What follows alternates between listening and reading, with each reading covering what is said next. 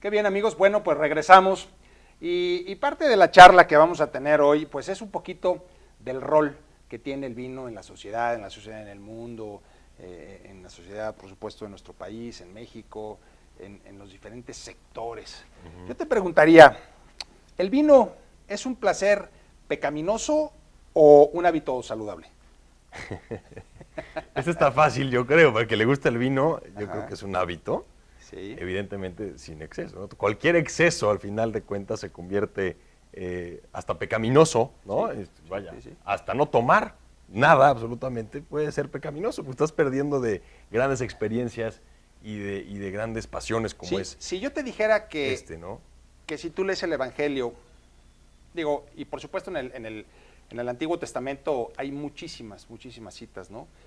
Y de hecho, muchas de las citas a las que hace referencia nuestro Señor Jesucristo, pues vienen ligadas Claro. al Viejo Testamento, pero si yo te dijera que en el Nuevo Testamento, independientemente de que la palabra vino se menciona más de 500 veces, te digo o te diría que Jesucristo promovió beber vino, ¿dirías que sí? Claro, pues, tú lo acabas de decir, si está más de 500 veces mencionado, yo diría, si el vino fuera un personaje bíblico como tal, sería más importante que el Espíritu Santo, ¿no? O sea, sí, se menciona mucho, al final de cuentas, vaya, es una costumbre muy añeja de muchas civilizaciones. Miles de años. Y definitivamente, pues es parte de la cultura y es parte de la vida el probar vino como probar otras cosas, ¿no? Pero al final de cuentas, específicamente tanto de vino, creo que hay que defender el hábito de sí probar, experimentar,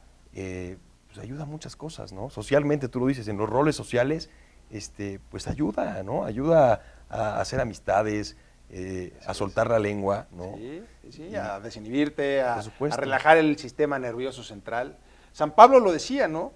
Decía en una de las cartas a Timoteo, le decía a Timoteo, deja de beber vino, ¿no? Deja de beber agua y ponle vino, que ya con tus problemas que tienes de estómago y de salud, pues creo que, ¿no? El Ya vino te tienes ayudará. demasiado. Y la realidad es que hay una cosa que tú dijiste muy importante. ¿Por qué el vino era fundamental en esas civilizaciones, en esos momentos? Porque el agua, como tal, estaba contaminada, ¿no? Hoy, hombre, cuando hablamos de agua contaminada y la forma en la que nosotros podemos purificarla, parece tan habitual que le damos poca importancia. Hoy, de hecho, si llegaras tú a contraer alguna enfermedad por venirte el agua, pues te tomas unas pastillitas de penicilina y ¡pum! Y se acabó el problema, en 3-4 días estás curado en términos generales. Sí, sí.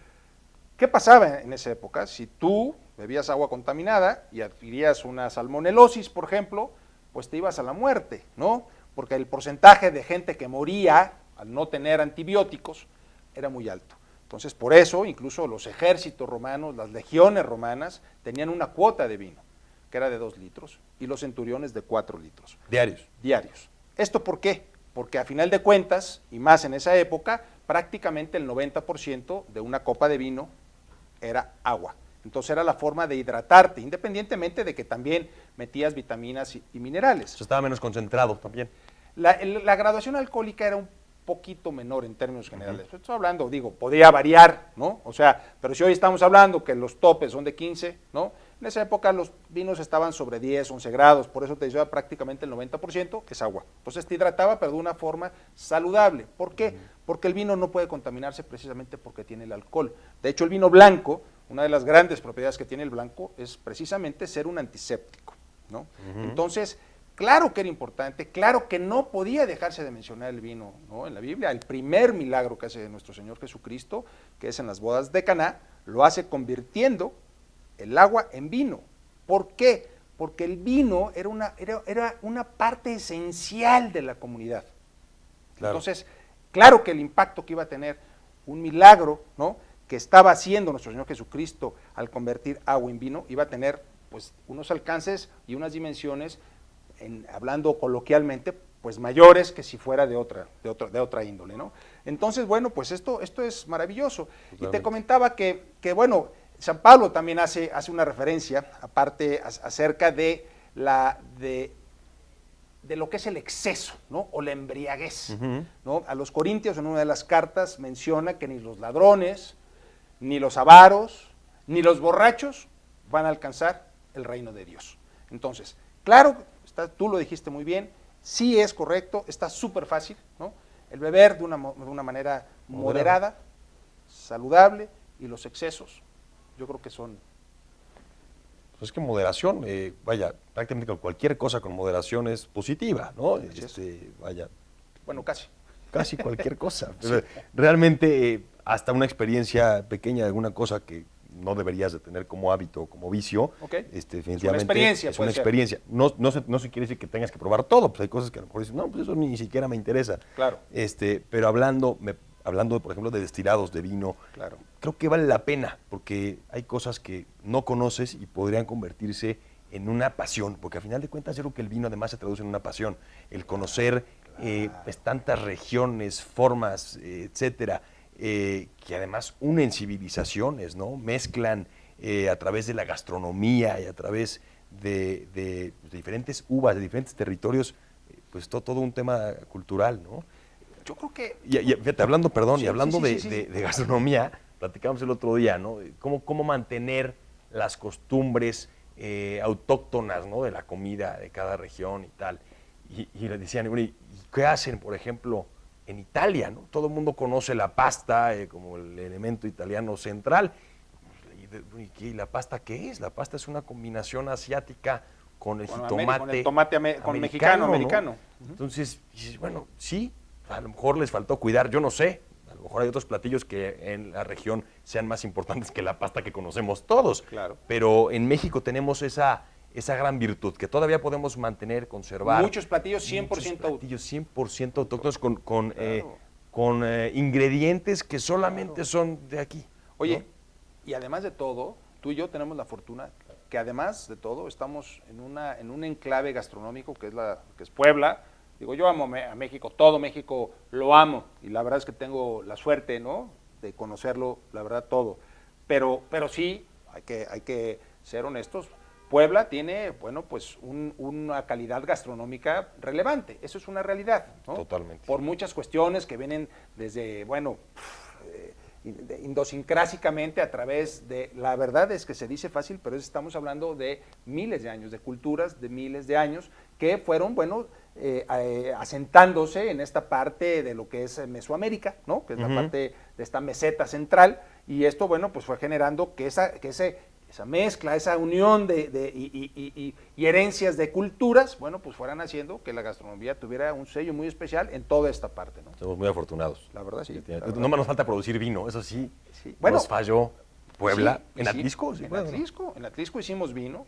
Vino, claro. O sea, la realidad es que, mira, realmente debe de haberse producido vino, quizás no solamente en Atlisco, de manera incipiente. Ajá. Yo creo que se entiende y se presume que no, por ejemplo, en todo alrededor de Tlalpan, que era donde estaban los palacios de Hernán Cortés, toda la parte de Huejotzingo, ya producían y se habían sembrado viñedos. Se intentó. La parte relevante de Atlisco es que, bueno, Benavente, ¿no?, es quien escribe y hace una referencia, una cita histórica de la producción, ¿no?, de vino en Atlisco, que además fue por un accidente, porque a final de cuentas, que alguna vez ya lo he comentado, bueno, pues Puebla, ¿no?, que se funda en el 34, ¿no?, pues cuando empieza a formarse, hay unas inundaciones en el río San Francisco, ¿no?